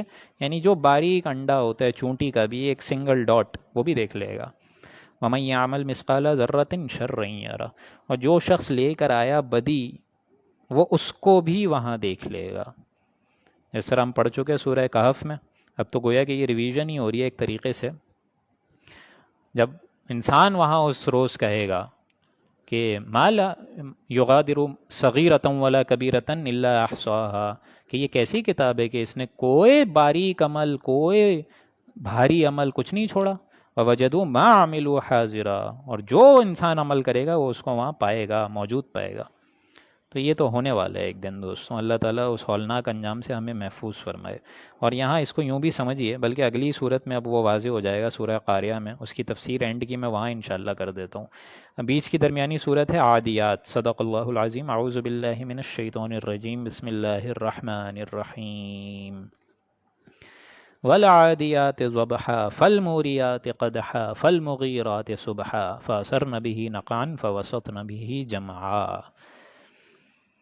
یہ وہی انداز ہے جس طرح 4 صورتیں اس سے پہلے گزری، والصافات صفا، اس کے بعد والزاریات ذروا فالحاملات وقرا، پھر یہاں تیسری صورت جو ابھی ہم نے حالیہ دنوں میں پڑھی ہے، والمرسلات عرفا والعاصفات عصفا، پھر چوتھی صورت تھی والنازعات غرقا والناشطات نشطا، اور اب 5ویں اور آخری صورت والعادیات ضبحا، اسی انداز میں۔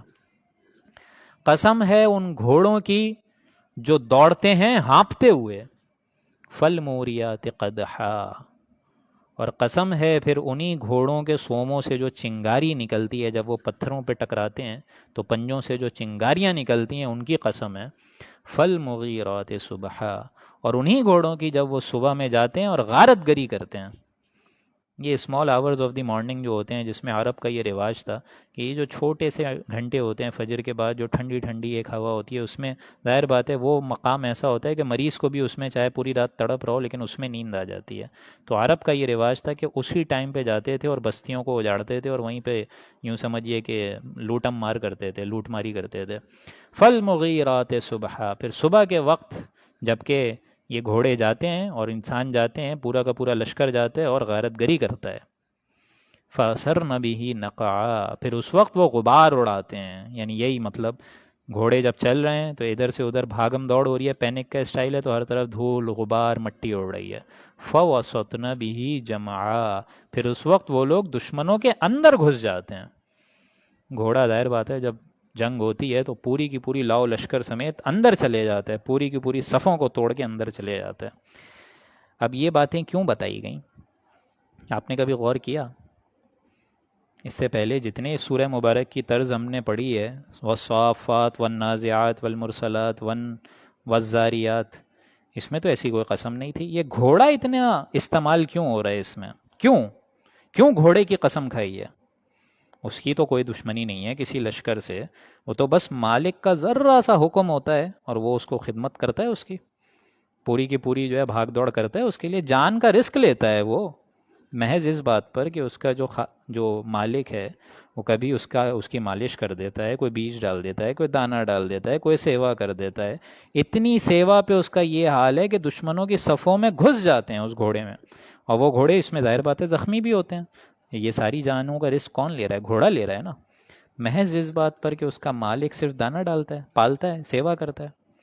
صرف یہ کرنے پہ اس کے اندر اتنی وفاداری ہے کہ مالک کے اشارے پہ دوڑتا ہے اور اپنی جان رسک میں ڈال دیتا ہے. لیکن ان الانسان لربہ لکنود، یہ انسان واقعتاً اپنے رب کا بڑا ہی ناشکر ہے. جو کھلا رہا ہے اللہ، جو پال رہا ہے، جو رزق دے رہا ہے، جو خالق ہے، یہ وفاداری انسان اللہ کے لیے کیوں نہیں کر سکتا؟ کتوں کی وفاداری دیکھو، گھوڑوں کی وفاداری دیکھو، ایک دم کانٹراسٹ ہے. ایک اس کا طرز عمل ہے اور ایک اس کا خود کا طرز عمل ہے. ان الانسان لربہ لکنود، یہ انسان اپنے رب کا بہت شدید ناشکر ہے. وَإِنَّهُ عَلَى ذَلِكَ لَشَهِيدٌ، اور یہ انسان خود اس پر گواہ ہے، وہ جانتا ہے کہ میں غلط کر رہا ہوں، اس کا طرز عمل خود اس بات کا ثبوت ہے کہ میں ناشکری کر رہا ہوں اپنے رب کی. بل الانسان علی نفسہ بصیرہ، پڑھی تھی نا ہم نے یہ آیت سورہ قیامہ میں، کہ انسان خود اپنے عمل پر آپ دہی ثبوت ہے، وہ دیکھتا ہے، وہ خود گواہ ہے اس پر کہ میں اپنے رب کی نافرمانی کرتا ہوں. اور انسان کا معاملہ یہ بھی ہے وَإِنَّهُ لِحُبِّ الْخَيْرِ لَشَدِيدٌ، اور مال سے تو یہ محبت کرتا ہے ٹوٹ کے، مال نہ جائے ادھر ادھر، چاہے اتنی دولت ہے کہ وہ ایک دم 100 نسلیں کھا لیں، لیکن یہ مال کی محبت یہ ختم نہیں ہوتی. اور مال کی محبت میں حلال حرام کی تمیز بھلا دیتا ہے، حالانکہ اس کا اندر نفس جو ہم نے رکھا ہے وہ ملامت کر رہا ہوتا ہے، لیکن وہی ایک ہوس چڑھی ہوئی ہے.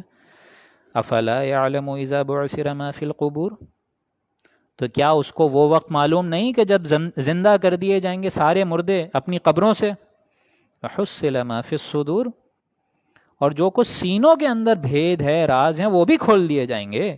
ان ربهم بهم یومئذ لخبیر، بے شک اس روز اپنے پروردگار سے وہ ملے گا تو ان کے سارے حال جو ہے وہ اس سے باخبر ہوگا اللہ. یعنی پھر اللہ معلوم کر لے گا اور پھر اعمال تول دے گا، اور پھر یہی جس کے اندر مال کی محبت تھی، یہی جس کے اندر ہٹ دھرمی تھی، اس کو پھر وہ جہنم کا رستہ دکھائے گا. صدق اللہ العظیم. اگلی سورہ مبارک ہے سورہ قاریہ. اعوذ باللہ من الشیطان الرجیم، بسم اللہ الرحمن الرحیم. القارعہ مل قارعہ وما ادراک مل قارعہ. قرا کہتے ہیں کہ اگر دروازہ بند ہوتا ہے نا تو کوئی زور سے آئے اور دروازے پہ مکے مارنا شروع کر دے، کھٹکھٹانا شروع کر دے، کھڑکھڑانا. القارعہ کھڑکھڑا دینے والی چیز، مل قارعہ تمہیں اندازہ بھی ہے وہ کھڑکھڑا دینے والی چیز. وما ادراک مل قارعہ، آپ کو کیا معلوم کیسی چیز ہے وہ کھڑکھڑا دینے والی. قیامت جب آئے گی پوری دنیا کو کھڑکھڑائے گی. یہ وہی انداز ہے جس طرح اس سے پہلے ہم نے پڑھا ہے الحاقہ ملحاقہ وما ادراک ملحاقہ. تو القارعہ مل قارعہ وما ادراک مل قارعہ یوم یکون الناس کالفراش المبثوث، جس روز انسان اس طرح ہو جائے گا جیسے پریشان پروانے، ایک دم ادھر ادھر بھاگ رہا ہوگا انسان، پروانے جس طرح بھاگ رہے ہوتے ہیں. آپ نے دیکھا ہے نا کبھی کوئی لائٹ چل رہی ہو، پروانے کس طرح اچھل اچھل کے، پتنگے اچھل اچھل کے آ رہے ہوتے ہیں. ایسی حالت ہوگی انسان کی. وَتَكُونُ الْجِبَالُ كَالْعِهْنِ الْمَنْفُوشِ، اور تم دیکھو گے کہ پہاڑ ہو جائے گا دھنکی ہوئی رنگین اون کی طرح، بادل بن جائیں گے، اس طرح اٹھائے جا رہے ہوں گے، ہلائے جا رہے ہوں گے. فَأَمَّا مَنْ ثَقُلَتْ مَوَازِينُهُ، تو جس شخص کا پلڑا بھاری ہو گیا، فَهُوَ فِي عِيشَةٍ رَاضِيَةٍ، یقیناً وہ تو فلاح کی بلندیوں تک پہنچ گیا اور وہ عیش و عشرت میں ہوگا، اور وہ راضیہ، اللہ اس سے راضی ہو جائے گا، وہ بھی اللہ سے راضی ہو جائے گا. اب اس میں ظاہر بات ہے وہ جو ہم جس سے وزن تولتے ہیں اس کو نہ سمجھیے، یہ کوئی میزان اللہ کی پتہ نہیں کیا ایک میکرو کمپیوٹر اس کے پاس ہے، کس طریقے سے وہ اعمال ہمارے تولے گا ہم نہیں جانتے. لیکن کچھ علماء کے نزدیک یہ ہے کہ جس طرح اسپرنگ بیلنس ہوتا ہے کہ جس میں صرف نیکی تولی جاتی ہے، دیٹس اٹ، تو وہ نیکی کا ایک پاسنگ شیڈیول مطلب ریکویسٹ ہوگی، ایک کٹ آف ہوگا. اگر اس نیکی نے، اور وہ نیکی ہوگی بھی لا یکلف اللہ نفسا الا وسعها کے زمرے میں، یعنی یہ کہ جس کے اندر جو شاکلہ بنائی گئی ہے، جس کے اندر یہ پوٹینشل رکھا گیا ہے جینیٹک اور انوائرمنٹل فیکٹرز کے ذریعے سے، جتنی نیکی وہ کر سکا اس کے حساب سے نیکیوں کا بدلہ دیا جائے گا، یعنی نیکیوں کا حساب لیا جائے گا، نیکیوں کا وزن کیا جائے گا. فرض کریں کسی کے اندر استطاعت اللہ نے رکھی ہے 100%، اور نیکیاں کا پاسنگ جو ریکویسٹ ہے وہ ہے ہی 50%، تو اگر وہ 49 بھی لے آیا تو وہ فیل ہے. اور اگر کسی کے اندر اللہ تعالیٰ نے 50% ہی نیکی کا ایک تھریش ہولڈ رکھا ہے اور وہ اگر 26% بھی لے آیا تو وہ پاس ہے. اب اللہ تعالیٰ کو معلوم ہے اللہ نے کس کے اندر کیا کیا صلاحیت رکھی ہے. بعض لوگ کہتے ہیں کہ بولنے کی صلاحیت کسی کے اندر زیادہ ہے، ظاہر بات ہے اس کے ذریعے سے اللہ تعالیٰ حساب لے گا کہ ہم نے تمہیں طلاقت لسانی دی تو تم نے کتنا اس پر عمل کرا. کسی کے اندر ذہانت اللہ نے دی ہے زیادہ، تو اس ذہانت کا ایک یوں سمجھیے تھریش ہولڈ ہے. کسی کو اللہ تعالیٰ نے قلم کی طاقت دی ہے، اب اس پہ ایک بوجھ ہے کہ اس قلم سے حق لکھے. تو یہ ساری چیزیں کہ جس دن اعمال نامے تولے جائیں گے، فَأَمَّا مَنْ ثَقُلَتْ مَوَازِينُهُ، تو جس شخص کا وہ پلڑا بھاری ہو جائے گا تو وہ تو عیش و عشرت میں، فَهُوَ فِي عِيشَةٍ رَاضِيَةٍ. وَأَمَّا مَنْ خَفَّتْ مَوَازِينُهُ، اور جب جس کی نیکیاں تولی گئیں وہ کم ہو گئیں، اس پاسنگ ریکویسٹ پر نہیں آ سکیں، فَأُمُّهُ هَاوِيَةٌ، تو اس کا ٹھکانہ ہاویہ ہے. وَمَا أَدْرَاكَ مَا هَاوِيَةٌ، ما ہِيَ،